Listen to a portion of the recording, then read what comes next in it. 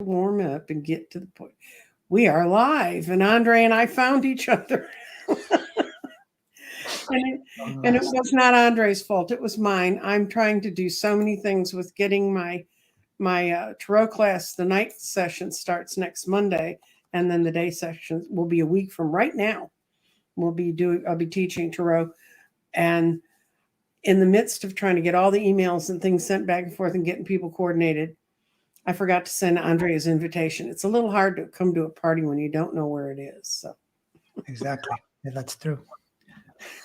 So tonight at 12:05 a.m. We go into the equinox. That's when it hits in Central Time. Mm-hmm. And the equinox, I knew about that from the time I was a kid without knowing astrology. That's almost an astronomic term, isn't it? Yeah, it's the equi means equal, so equal days and nights. So where solstice is the beginning of something, solstice is sun either being really bright or at the darkest point. Right. Mm-hmm. The two equinox points are light growing or light diminishing, which now the light is diminishing from here to December, but it's equal. Yes. And it's not exactly equal. There's just a few places on Earth where it's completely equal, but it's as close as you're going to get. Yeah, and I always say to people, when you're looking at planets and stars, it's like horseshoes and grenades. If you're close, it's going to be good enough. You don't have to be. You don't have to be right there. Yeah. I know. And isn't that what the Tropic of Cancer and the Tropic of Capricorn are about? Isn't that something to do with that's as high as it goes or as low as it goes on the line around the Earth? Yeah, the seasons happen because the Earth's tilt is either toward or away from the sun. So the southern hemisphere experiences summer in the opposite. And for them, summer is when it's our winter, and vice versa. So even though you'd think, how can that be such a major thing? But it is. The leaning in a bit gets hotter, lean back, it gets cooler.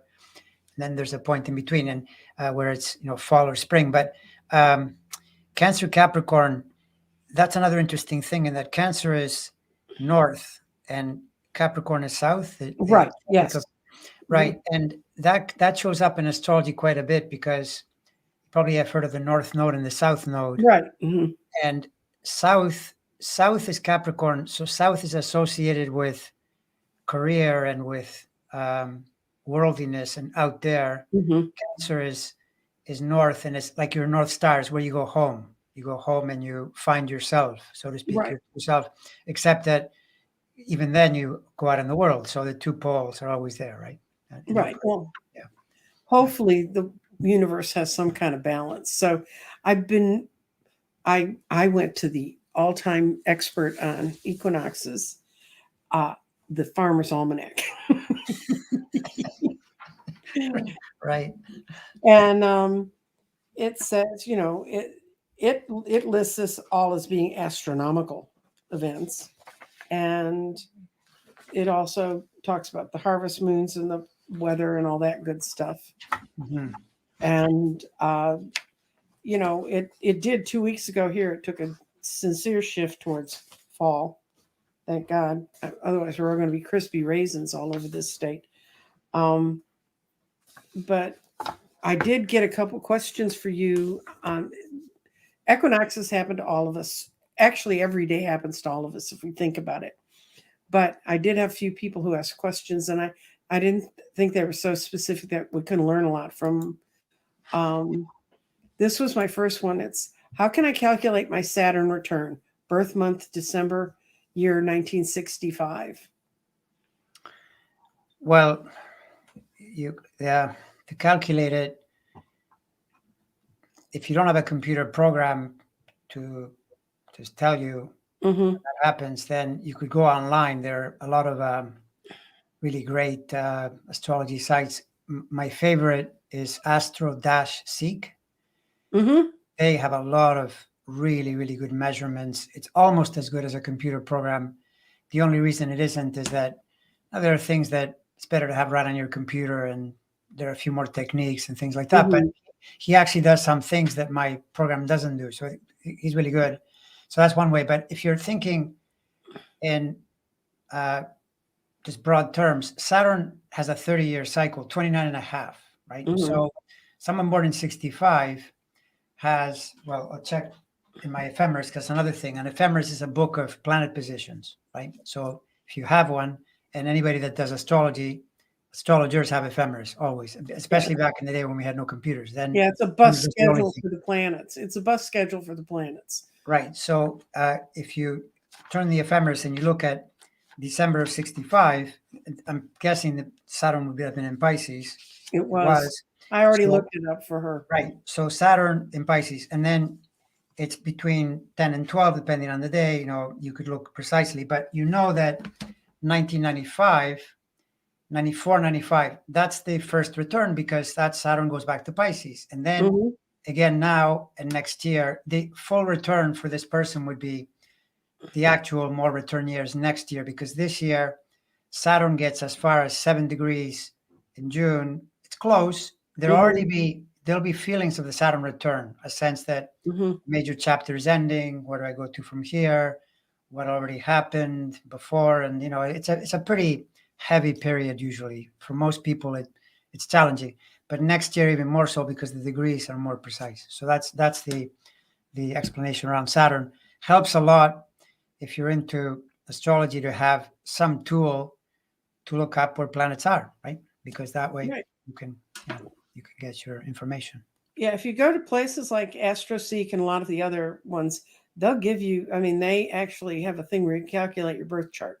And as long as you understand about your birth time, you can do your own birth chart. And I always tell people, I know it sounds clunky, but you can download it as a PDF onto your phone if you don't want a piece of paper in your house. But if you get your own chart and then you start following when people say, oh, Mars is doing this much time in this sign, you can go look and say, is there something in that sign? Am I going to see something like that? Because that's how you learn what this stuff means. I mean, there are the overall holistic ways you learn astrology, but where the rubber hits the road is, did I really get married on the wrong day? Boy, when I went to a good astrologer, I couldn't have picked a worse day. And when we talk about electional astrology, man, I went out of my way. But Yeah, it's true. This is I mean it is in the end uh it's not complicated arithmetic, but there are numbers involved because you're looking at a position that is between 0 and 30. And so mhm, you have to figure out, okay, where is it? It's in the middle of the sign. That would be mhm, 15. And then you're just gauging how far away is one thing from another. What kind of angle are they making?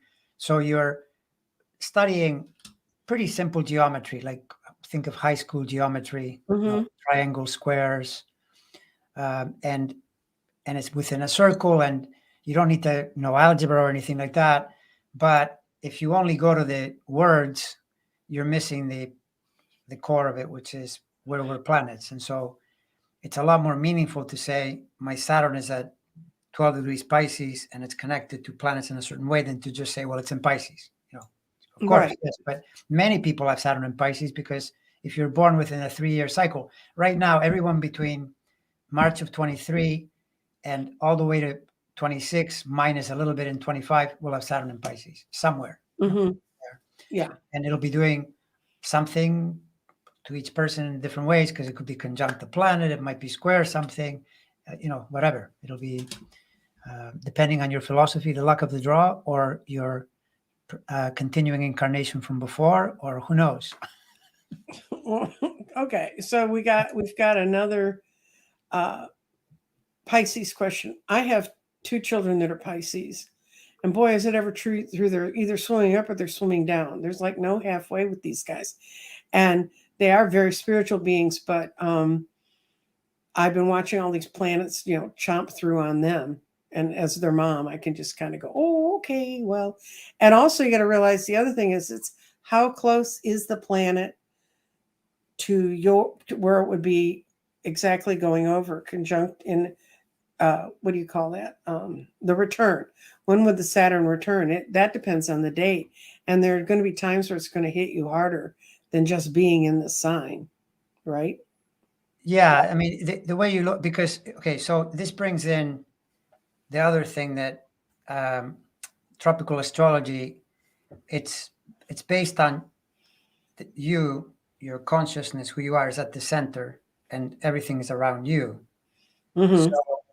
the planets do this thing where they people know retrograde, right? Mercury retrogrades 3 times a year. Mm-hmm. Jupiter, Saturn, Uranus, Neptune, Pluto, Mars, Venus, they all have periods when they retrograde, but they don't go backward in the sky. That would be a circus. You would have a solar system that would be completely unworkable. It would explode. The planets are always moving forward, but it's that the Earth's movement makes it appear like they're going Mm-hmm. right. So then you can have a Saturn return where the person that was asking, they're around 10, between 10 and 12 degrees, depending on what day it is. Mm-hmm. So in that person's case, this wouldn't apply because, let me think. No, it doesn't, because it would apply more to if they're near 12. Okay, let's say that they're 12 degrees. They're born December 31st or early January of the next year, 12 something Pisces. Mm-hmm. Now you look in your ephemeris and you see that next year, Saturn goes through that degree in the spring, and then it retrogrades and goes through it again later in the Mm-hmm. year. So the whole year becomes your Saturn return, broadly speaking. And when it's near the degrees, it's more intense, right? And if Right. you see your degrees or close to your degrees, and you see an R or a D, meaning there it's going retrograde or there it's going direct, then you're really going to feel it because that planet is stationed. It means that optically it looks like it's not moving. It's still moving in the sky, but to you, you keep looking every day and it's in the same place. That's radiating more energy into your chart. So then you better have your ducks in a row. With Saturn, basically, the better your discipline, the better your life order, the easier it is. And the less, the more spaced out, undisciplined, the harder it gets because Saturn doesn't like disorder. No. It likes, No. I've had Saturn running over my planets for the last several years, various and sundry ways. So I had a lot of squares and things. And yeah, it moved me. Oh, we got another Saturn question. Hello. What can transiting Saturn conjunct Sun in the fourth house of Pisces bring? well, the fourth house is familial. Mm-hmm. So it's the family matters, but also the idea of issues around early upbringing, because that's also the fourth. And when the Saturn goes through the fourth, think of it as it's in the world, it's where you live, your residence. And so Mm-hmm. people can take decisions around that or spend the whole period working that area in some way, or it can be family matters the whole time. But psychologically, that's your underpinning. It's where you come from. It's your base. So Saturn going through there is a period when you're trying to figure out how you'll anchor yourself for the next 14 years, really the next 30 years, you could even say, until it Mm-hmm. returns again, so that becomes where you're coming from there, because maybe it wasn't there in the beginning. I mean, Saturn conjunct the Sun in the fourth, uh, transiting, but maybe it wasn't there natally. So this can happen to anybody. Saturn conjunct the Sun in any sign, and they'll experience this change in direction because the fourth is one of the corners. So you go through Mm-hmm. there, you set a new direction, and then you emerge into the world again. And I mean, it's a long period because it takes 14, 15 years to get to the pinnacle after that, right? Right. So it's a really important period. And if you bring in Pisces into it, then one of the great things would be spiritual focus, because that's where Pisces is most stellar, But I mean, you could get, to give you an example of how astrology can be comedic at times, is you could discover a chart where the person says, "Oh yeah, that Saturn went through my Saturn in the fourth house. That's when I started my shoe business because Pisces rules feet, right?" And they started their shoe business, and then Mm-hmm. and It's now, not an invalid thought. like that could be like someone who, like, not Nike maybe, but something around that, where the the the the thing itself is not particularly spiritual unless you really create some paradigm around it. So you have to discover how it's manifesting in the person's life. That's why astrologers really do best to ask a lot of questions, because you don't know how the person is using their chart until you ask and calibrate, and figure out. For example, too, Pisces is the most spiritual sign, but remember, Pisces is connected to monasteries on the high end and prisons on the low end. So it's the most criminal as well. So you can get some really dangerous people in Pisces because it's the 12th sign. So it's the soul has completed its journey. Ideally, you reach the point where you want to be more and more spiritual. Even if you're not in a monastery, you have monastery consciousness, but you may not have gone that way. Like our ex-president does a pretty good version of corrupt Pisces. He's not a Pisces, but he's got a lot of Neptune, which is one of the planets strongly connected to Pisces, and also a lot of Jupiter. So he corrupts it completely, and he doesn't know how to do anything without committing a crime, basically. Every single day, a new one is being, this is the way he is. Yeah. And it's the way he chooses to be. The way he chooses to be. Well, some people would say no. There are people who theorize that we don't choose anything. I strongly quarrel with that because, if you tell me that I applied my will to change something, but it wasn't really my will, like whose will was it? I guess it was the will of God, but it gets too crazy. I can't reason that way. So I'll agree with you. Yes, it's what he chooses to do, and he should choose something else. Yes. Well, that's one of the things I liked about tarot is that when I was younger, if you got a card you really didn't like, it hit someplace, but it's like in the future. Okay, that possibly could be there, but you can also turn that card or change the reality once you're aware. Being forewarned is forearmed, so you can do something with it. That's one of the best things about knowing your astrologic charts. And sometimes you can learn a lot from your charts when you go back and look at them later. My husband died on November 20th in 2004. And a couple of years later, I just was sitting around one day with one of my books and I looked it up, and Saturn was absolutely square my sun on the day he died. Yeah. No, that's an example. Now, mind you, we all experience quite a few Saturn squares in our life. Not a ton because it's a slow planet, but if Saturn squared the sun, killed a person every time, we wouldn't make it very far. No, we wouldn't have families. No. Exactly. But that kind of thing. To give you an example, what popped into my mind when you said that is my little cat. She was a Gemini. I knew the day. I didn't know the time. And I would check her chart off and on, and I had seen some really rough times she went through when the transits were hard. But then she lived a long life, and by the end, she was really suffering. Poor thing. She was 19 years old. She died at 19 and a third. And then, sometimes with my astrology, I'll be tracking, and other times I lose track, and then I look back, which is actually really useful because a lot of the learning happens when you're not affecting anything. You just check. So I checked in Gemini, and she had Saturn opposite Mercury exactly, which Mercury is the ruler of Gemini when she was left the world. It's the end basically. But she lived to be essentially like 100-year-old human being. When you're 19 and whatever. Oh, yeah, 19-year-old cat's an old cat. An old cat, yeah. So, still Saturn though came for her in the end as well. It said, "Okay, we're going now, kid." Yeah. Okay, I've got one. We got one more question, and I know I said in my blurb that we would be avoiding politics, but I feel sorry for this person, so I'm going to let you see it. Please help us a little bit about Brazil. Things are critical over there. Bolsonaro, Lula, God help them. The people in Brazil. Have you done any reading on Brazil?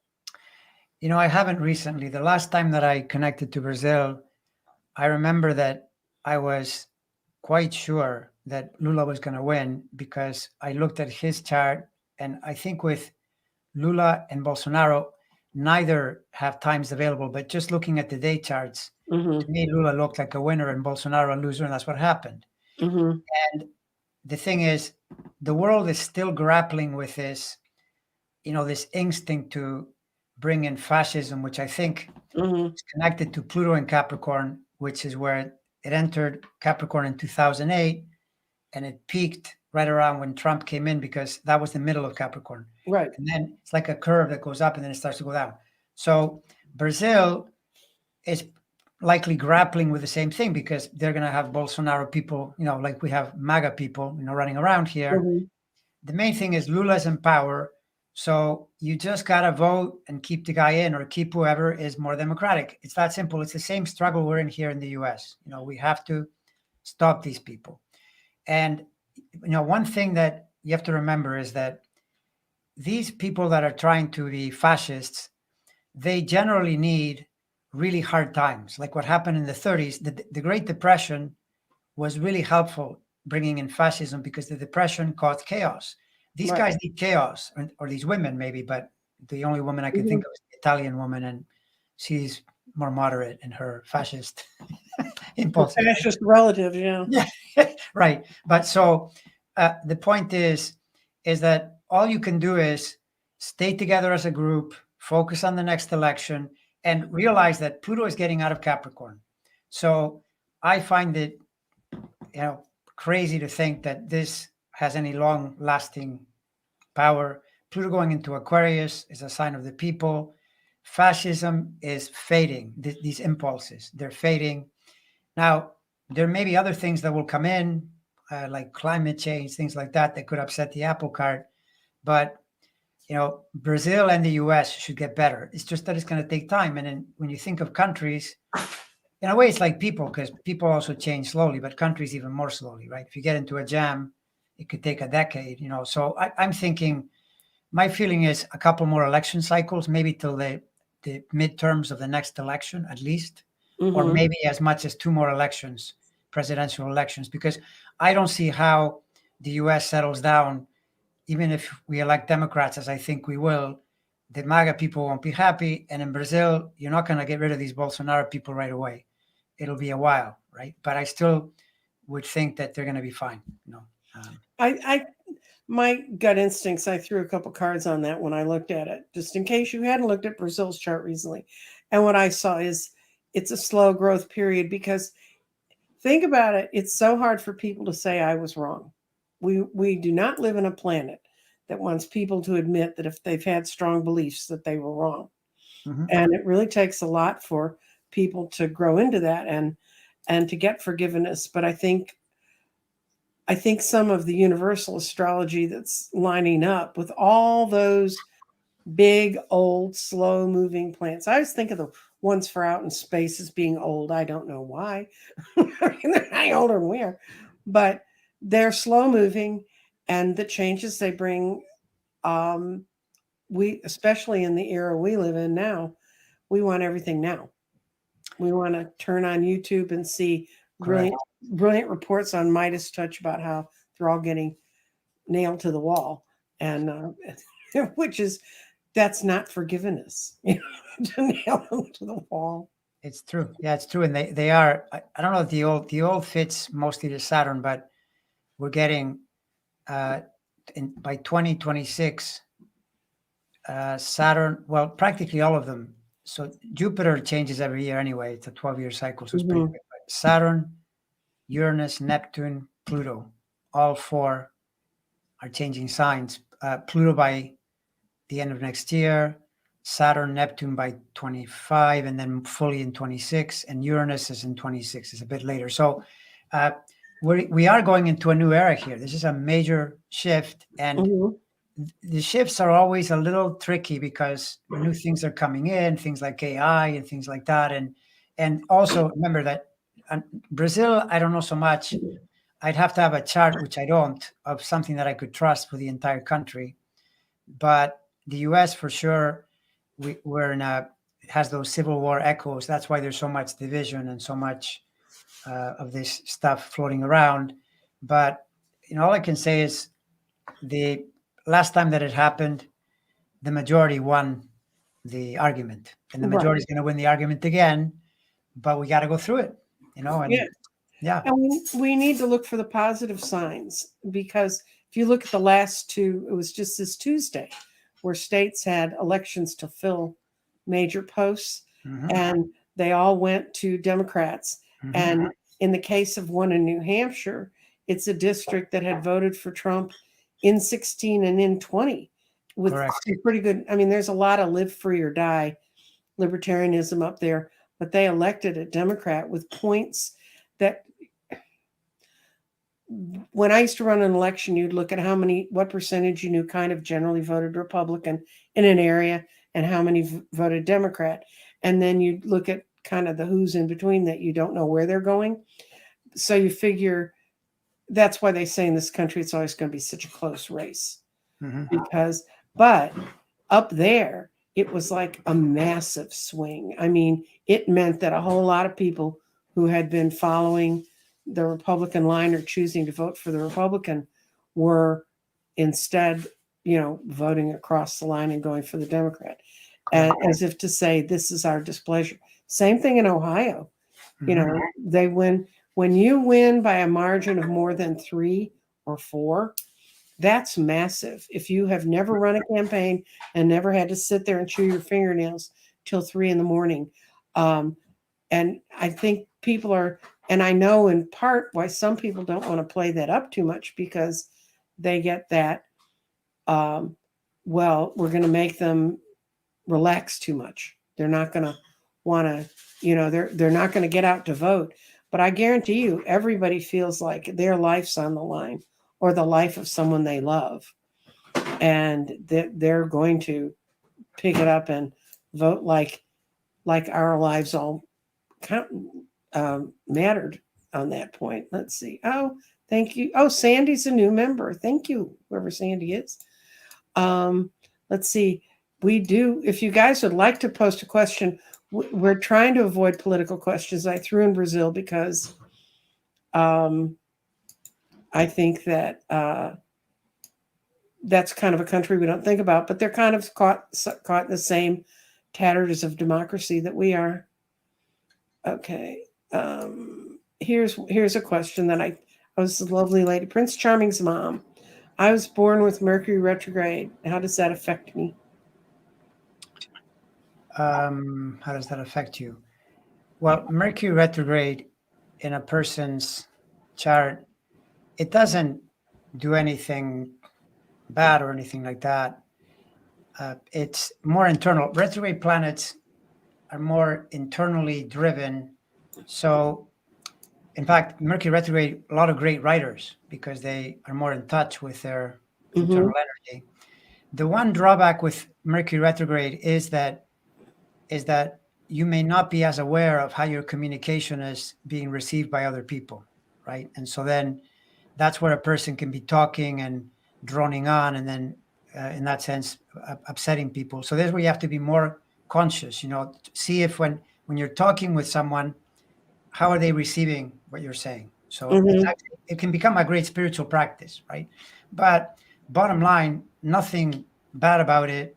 If anything, think of it as a strength, because a retrograde planet has more potential to express more personal power as you are gaining, wisdom and understanding yourself better. It's like that. Yeah, there's an astrologer I know who has Mercury retrograde, and she said, I love it when Mercury retrogrades are coming. It's like my season. Yeah, no, which, by the way, it's okay. And I do notice on Mercury retrograde periods, the plus is going over things you were leaving behind and catching up and things like that. But the down can be that you do get all these people miss appointments, or suddenly I noticed one thing that I had where it was sending me the email to notify me, and then it stopped doing it, and I couldn't figure out why.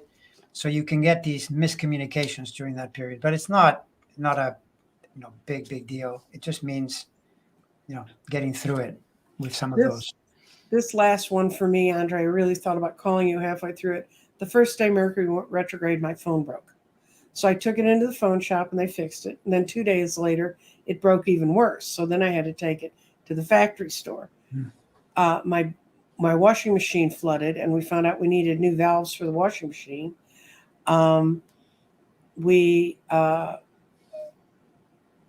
came to do a show on my channel, the same setup we're just going through now. There was a hideous echo throughout the whole, and we had to stop it after 5 minutes because people were screaming, turn that off. And then, so it was just, and I was like, what's going on? And then I was kidding these guys. I go to an exercise thing twice a week, and they use resistance machines that are electronically run. And I was joking with the guy when he reminded me my appointment was the next day. I said, well, we'll see if the things are working because everything electric's breaking around me. I get to the place. He said, that's never happened there. Little men were running around all the machines. All the electric machines had broken.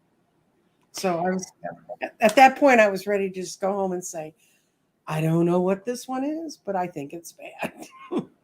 Yeah, I mean, one thing I will tell you that I generally try to I try to avoid buying most things, unless it's just food, or if I want to buy a gadget or something that I need, I generally wait almost always, and because I almost always change my mind. I'll think, okay, that looks like the right thing, and then I let the Mercury go direct, and I buy a different brand, or I don't buy it at all, or so there is that you can change your mind about it. It's better to research during Mercury retrograde. That is another thing that a Mercury retrograde person would be really good at.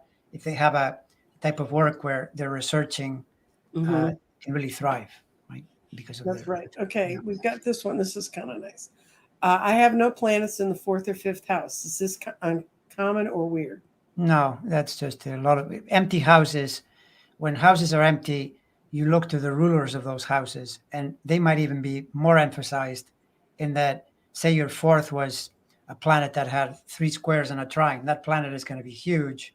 And so you might then, because the 4th is the home real estate, might be someone that sells real estate, for example, as an example. Or the 5th connects to your children, to your creativity, to your pleasures, to your sports, to your games. Again, it could be a planet that is very featured, and even though the house is empty, it's still vibrating a lot in your chart, right? So it's not weird, though. There's no such thing as weird. If you do enough charts, you'll see everything, every possibility. If you have no planets on your chart, you're in a lot of trouble. If you know planets at all, then you've transcended, you've left the realm. Well, a lot of times people have stelliums. They'll have 4 or 5 planets, Right. not lots of people, but it happens. So that means like half of your choices are going to be in one place. So, you can't spread them out. They're not going to be in every one of the houses. Yeah, and that's a case where if a person has a cluster like that, then in the cycles, they're pretty easy to see challenging periods, easy periods, depending on where planets are, because it'll be hitting them one after the other. And it's a great astrology study and a great form of guidance because you already know in advance, okay, Saturn is coming or Uranus or whatever it is, versus when you don't know, then you think, that it's some other reason. So it's like that. It concentrates the energy both around what you do and what you think about and all of that. And it informs you as to the cycles. Okay, and we're going to see if we have Sharon Sipe has posted. If you want to look in the chat, you can find out how to reach Andre on his YouTube channel, and she also put how to reach you for consultations. Oh, thank you. Yeah, that's nice. Yeah, that's the thing. I mean, I hate to say it, but you see, with the astrology, I don't say this to, encourage you necessarily to set up a consultation, but with a chart, you've got to look at the whole chart because you can say things that are interesting, and sometimes a person can hear one thing and it can immediately it clicks in and it changes their life. For the most part, you look at the chart, see where things are. You got to look at all the patterns, including that charts show you sometimes these things. They're called harmonics that are very interesting, but you have to pretty much use an astrology program unless you want to sit there by hand and spend an hour, finding where they are. But then they can really tell you more about the person's personality, how the best do things, their talents, and so forth. All of that, though, is contained in the entire chart. All of the planets, where they are, how they talk to each other, etc. Yeah. Yeah, and I just, like I said, my piece of advice to everyone is get a birth chart, get it drawn up by a good astrologer, or go get one of the mechanized ones, depending on how much you want to spend on it, and then just try to follow some of the rhythms that you see, because I know right now we have the equinox tonight, and then we have the change of seasons we go into Libra. No, we're leaving Libra. We're going into Libra. Going into Libra. Okay. Yeah. Going into Libra. And I always found the fall, we claim our new year is January because that's when the tax man comes. But when I used to run volunteer groups or ran campaigns or anything, I found out people wake up in the fall. And I think I used to think it was that early childhood training of we start school in the fall. So we think, okay, now I can start doing new things, join new groups, be part of new things. But I think there's a lot of what's in the astrologic charts that just pinpoint fall as the time you've been through your winter, you've grown your crops, you're bringing in the harvest. Now I have some time to do other stuff. And and astrologically, there's a lot in the planets that do that. And I think the fall is the time when a lot of people choose to go and start building new things and starting new things. Yeah, it's true. It's true. I mean, the fall is one of the four turning points. Like when I said earlier about how in the fourth house, that's actually the fourth. If you do it by sign, is the place of summer. But the Mm-hmm. idea is that every time you go through a corner, so the four seasons are the four corners, Mm-hmm. shift in direction. And in the fall, yeah, that makes sense because you are turning. That's why also people report that they maybe catch more colds and things like that as there is an actual adjustment that happens. So be careful that way, to guard your health around this time. Yeah. And and I think it was 2 years ago at Lionsgate on 8/8 in August that I had a vision about that. It's like the universe put its foot on the accelerator pedal and said, we're going to start moving everything a lot faster. And I was like, really?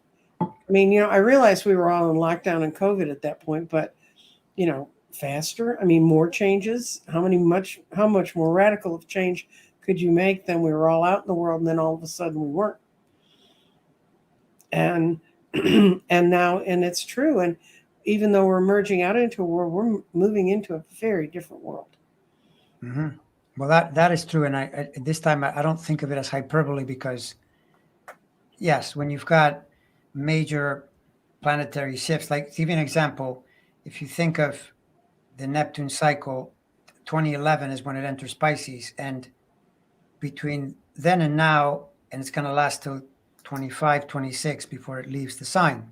Mm-hmm. That whole period, on the plus side, has really, really expanded the information flow online. Places like YouTube now have phenomenal information. I used to hunt in occult shops, for back in the 80s, some kind of book or whatever. Now you find everything. I mean, you can research, you can learn anything you like. You can also present it.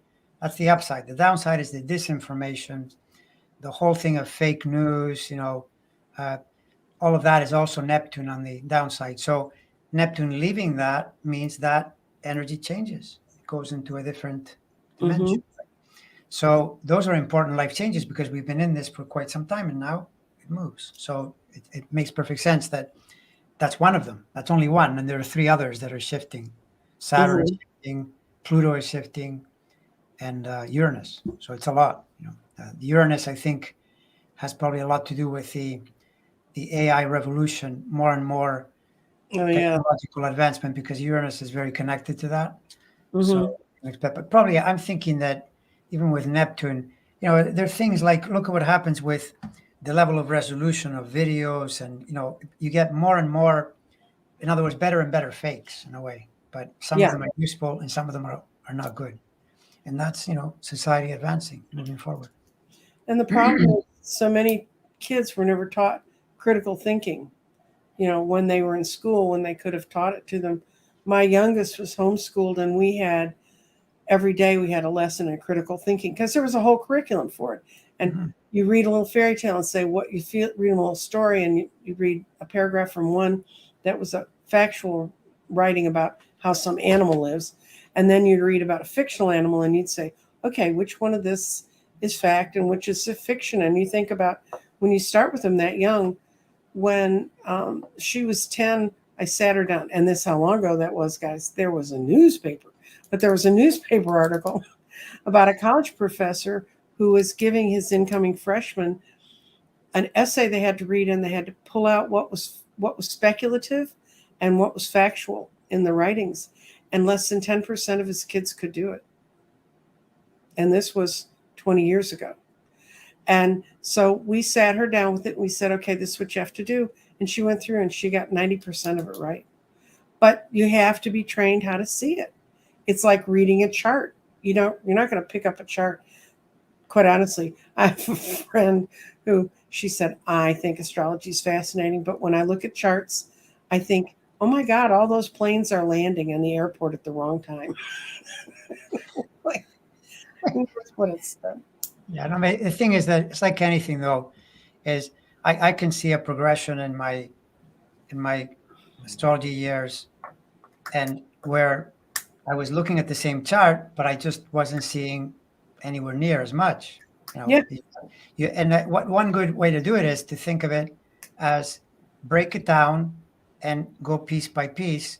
Your mind will put it together. So, for instance, if you're studying astrology, the best place to start is follow the moon, because the moon is moving around in 1 month. It does all the signs. Mm-hmm. You get to feel what it's doing to your chart by connecting with those planets, but you got to know where the moon is to track that, and you got to see what it's doing.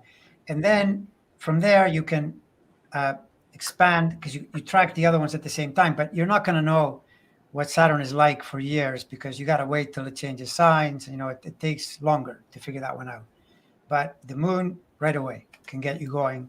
And that's one of all the pieces, right? And yet it's a start, and you can keep adding on more and more things. And once you have interest in it, it doesn't feel like it's so overwhelming. No, it's not. Well, it's like you hand someone a tarot deck and they look at all the signs and symbols and numbers. And Right. Like I was telling Andre, that part of the reason I was so ditzy and didn't send him his invitation was I'm starting a tarot class, and I will proudly put this. If you're interested in my tarot class, it's starting next week. There are links you can get to it. And I only have 15 people in the class, because I really think you need to talk about some of this stuff. But we don't start reading cards the first week. We learn numerology, 1 through 9. And what does that mean? And that also, when I did a study of numbers on my channel once, I did a different number each day. For one, I had one in numerology, one in tarot. And I also used what's the first house in the astrologic chart. I am. And then 2 is I have. And, you move on. And they're all the same. I mean, when you break them down to their most basic points, the numbers are always the same. And they have the same meanings. And when you get it like that, because I know people say, how am I supposed to keep track of these houses? Well, there's only 12 of them. And if you take it slowly, take the first half, 1 through 6, and then 7 through 12 is the outside world. It's when you grow up and you leave and go out on your own. But there's those patterns in life are really important for us to know. And I think the more we know and understand them when we're looking at life, the less overwhelming life becomes. Yes, it's true. It's true. And the thing is, the houses thing, by the way, it's almost better not to think of them as houses. Just study the signs. Mm-hmm. And the signs are the houses. In fact, the system I use whole sign, which means whatever I see rising, that's 1, and then the next one is 2, and the next one is 3. So, and it's not only does it work, in my opinion, the best of all the systems, but it makes it easier, to not get all caught up in, houses that are smaller, bigger. They're all the same size. It's just the sign, right? And so you're always studying the zodiac. You're studying Aries, Taurus, Gemini, the 12 things. Yes, 12 is more, it's a bigger study than if it were 2 or 3, I know. But you'll figure it out, especially if you take a class at some point to get the principles, maybe read 2 or 3 books, to get a sense of what they're saying about it. But then you have to track. You have to track, because if you don't follow the moon or something to see where it is, at any given point, like right now, the moon is in late Sagittarius. As we're speaking, the moon earlier today, but it's still close. It's near the galactic center. I don't know if you knew this, but it's near in that area.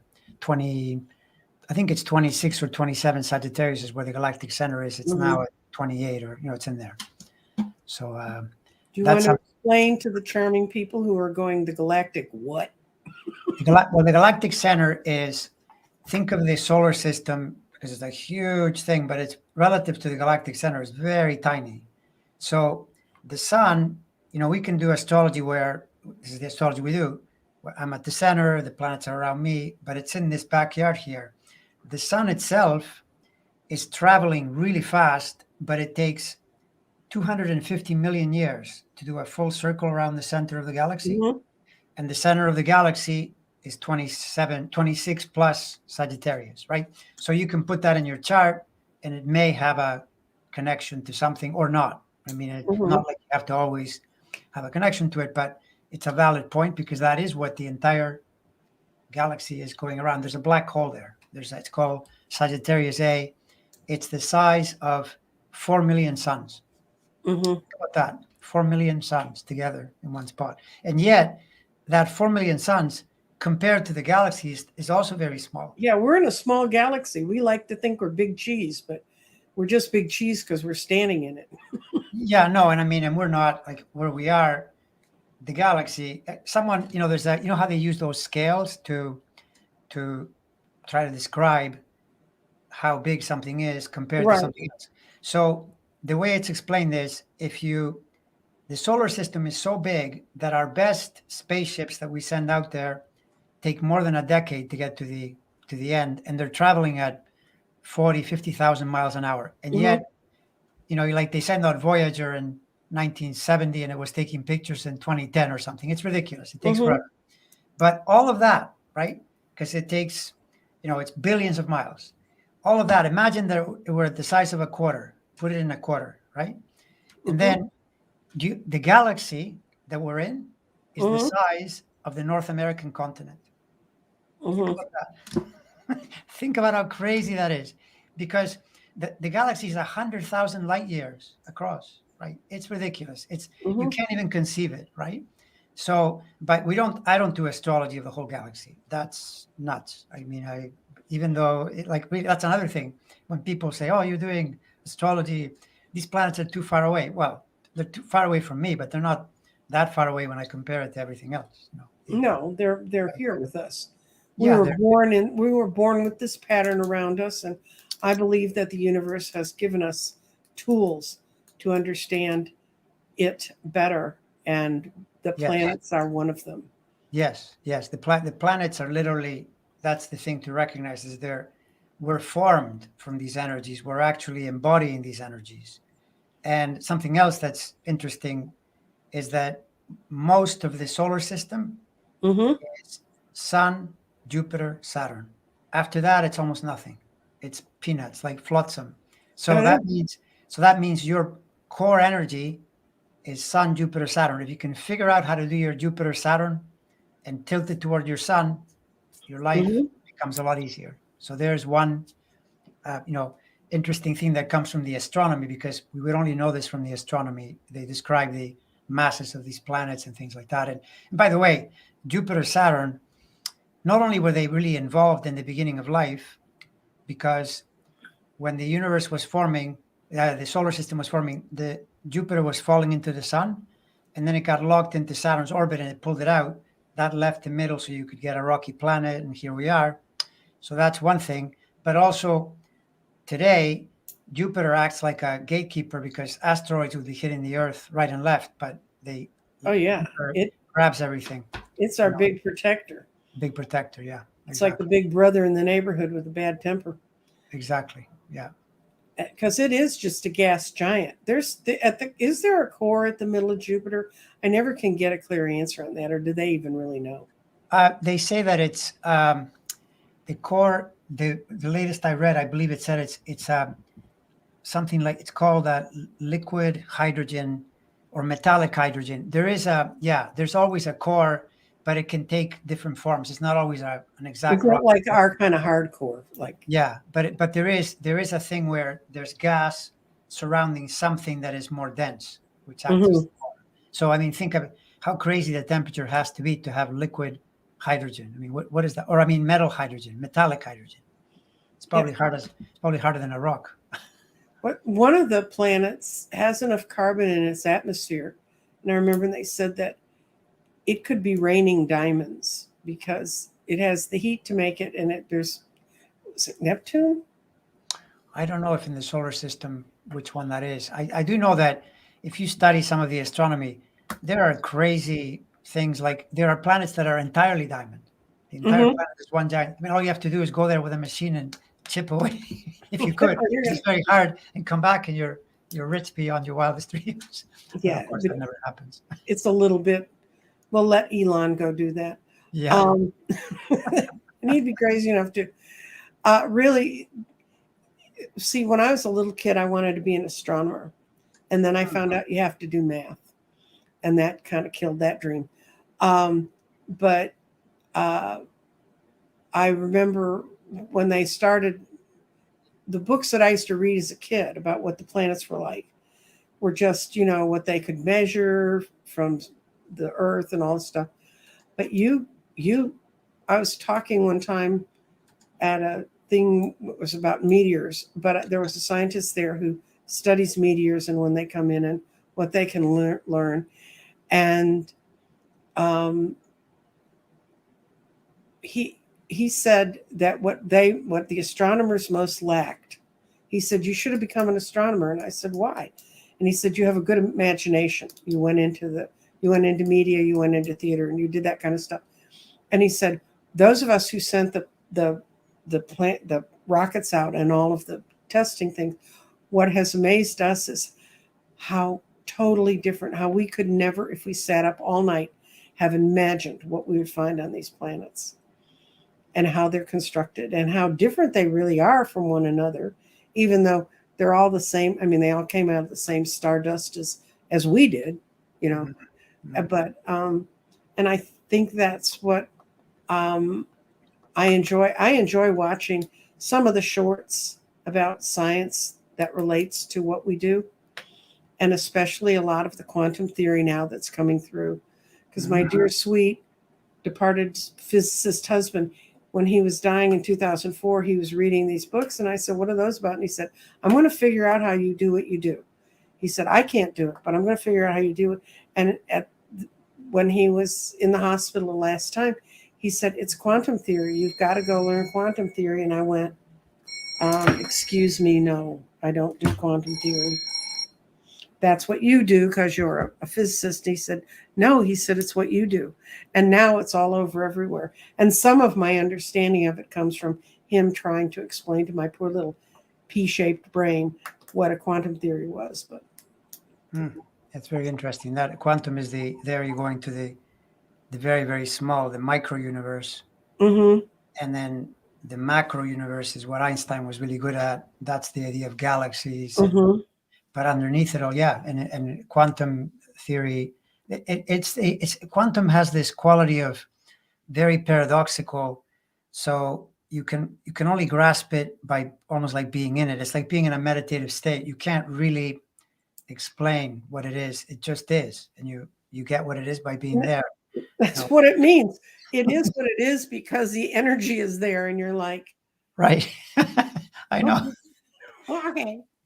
I know, but it's just the thing that language that way is language is by its very nature can't be the truth. As soon as you open your mouth, you're labeling something, and it's can only be close to what you're trying to get at, and so it can be really useful, but it can be also confusing and at times a problem, so to speak. So this is like where in astrology, the solar energy, when it's really, really connected, it's your being without any thought or any feeling or anything. It's just being, pure being. Mm-hmm.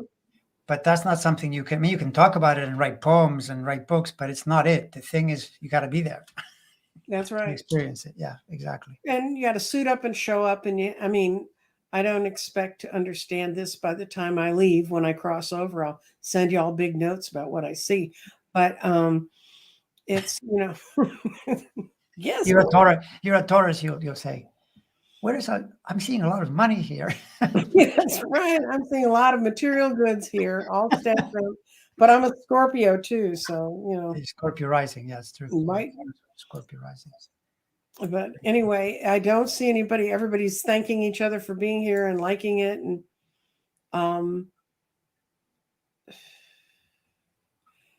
and they're talking about different things people can do. So, and Sharon Sipe, we're really happy to see you here. Sharon's having a medical crisis in her family she's been dealing with. Glad to see you back. And I'm glad to see Andre here. And It's a pleasure. well, it's always fun to try and teach people about how to extend what you and I understand and we know and we've seen work. Once it clicks for you once you do a lunation cycle where you really do the intentions at the new moon and follow through with all of the 3 years of letting it flow around till it comes back where it started and you see how much comes through. And I've done that and I've seen it happen, then you begin to understand that there's so much more that each of us can do individually. And like I said, if you want a good reading, you want someone to come and explain it to you, but then how are you going to work with it after that? You're going to have to work with it after that. Mm-hmm. Yeah, it's true. It's very true. I mean, the thing is that in reality, I see charts as much or more as a map of your will, your ability to shape yourself and your life, much more than the idea that things are happening to you. Yeah, some things do happen to you, but the bulk is what you're doing. If you can figure out the way to unlock your chart vibrates in a different way, and your magnetic energy is different. You attract different things into your life. That's the key. Of course, there'll be cycles that are more difficult and some that are less difficult. That's true. But even so, the key is your own ability to connect with your own energies that way. Yeah. And you can't do it unless you put in a little bit of time and work and figure out what Mm-hmm. direction you're headed in and what comes more easily to you. So if, like I said, I'm teaching a class, Andre teaches courses through your Patreon thing, don't you? Yeah, and Patreon, actually, if you want to learn astrology, although, some of it I haven't lately done the most basic, but I do have those classes as well. And the thing is, when you join, all the classes are there. So you can start at any point. There are about 100 videos. But the idea is that it's month to month. So you can leave if you're not, decide, rather than having to front a lot of money. It's $12 and then for a month, and then you get all the classes. But if it's not working for you, you can let it go, because otherwise you have to spend more money, to commit to an entire course. Thing. So yeah, that's on my Patreon. Yeah, and unfortunately, for those of you who want to learn tarot from me, you got to pay for the whole thing up front. It's going to be 6 weeks of classes. Still worth it. I've taught this course for over 40 years. I brought the curriculum back up. I've updated it, and I'm going to be teaching with Jeffrey Wright Color, and because he does more of the meditations and the higher esoteric realms and the energy healing, which I don't do, but I have never had a person take my course that couldn't read the cards when they left. They all stayed the whole time. So, and like I said, there's only going to be 15 people in each course with us there with you, helping you get through it and learn it. And it's like a chart. You have to have a chart. You have to figure out where your planets are. It's like reading cards. You have to get the cards. You have to kind of have some understanding of the meanings. And then you just have to read the cards. I mean, that's how you learn. And that's how you learn to do the stuff we do. What we do isn't magic. They used to call us magicians, but we're not. What we do is we put thoughts that we're exposed to together, and we find the truths in them, and we help. Anybody can do that. I had a lady who walked in my course once that came with a neighbor that the husband had paid for her to take the course because she was at home with 3 little toddlers. And he said she has to get out of the house once a week for a while. She has to get out and be with people. And she knew nothing about tarot. She'd never been to a psychic fair, never picked up a crystal, didn't know about astrology, didn't know anything. She was a Baptist. She'd never been exposed to it. And she walked in and she ended up being one of the best readers I ever trained because she had absolutely no preconceptions. And it was her escape from the kids. So. No, and by the way, I totally endorse your tarot. It's a message for everyone, because you did my reading a while back, and you do a really good work. So Well, I definitely. did your year wheel, and You did, remember yeah. when No, but I can tell you know what you're doing. I mean, yeah. so I endorse I totally heartily endorse your your work. Well, and I endorse and Andre, and now we're going to leave this love fest. We're going to because we're at an hour, and I Right. don't like to keep people more than an hour. All And right. thank you so much, Andre, for showing up, That was a pleasure. Bye, and everyone. thank you everyone for being here. Bye. Bye.